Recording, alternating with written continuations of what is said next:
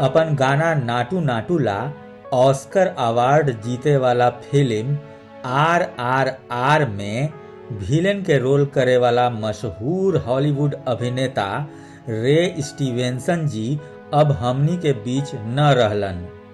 Stevenson के उम्र अभी 58 साल हलक आउ ऊ एती घड़ी इटली में हलन। अभी स्टीवेंसन के मौत के वजह के बारे में ज्यादा जानकारी न मिलल है।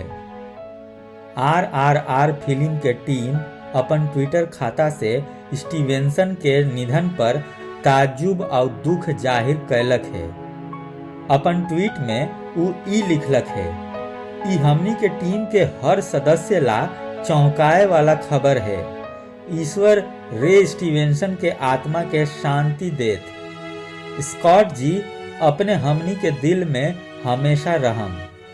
SSP राजामौली के डायरेक्शन में बनल फिल्म RRR में रे स्टीवेंसन एगो खूंखार अंग्रेज अधिकारी के रोल करले हलन, जेकरा की ढेर सराहल गेल हलक।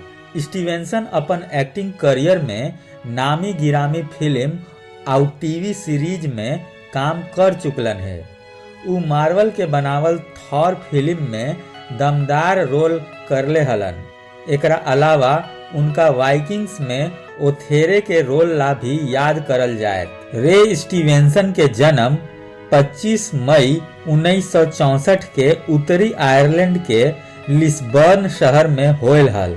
ऊ अपन एक्टिंग करियर के शुरुआत 1990 के दशक में करले हलन। उनकर पहला hit film the theory of flat हलक, जे साल 1998 में रिलीज होयल हल। एकरा अलावा उ साल 2004 में रिलीज होयल किंग आर्थर, साल 2008 में रिलीज होयल पनिशर वार जोन जैसन ढेरे हिट फिल्म में भी यादगार रोल कैले हलन।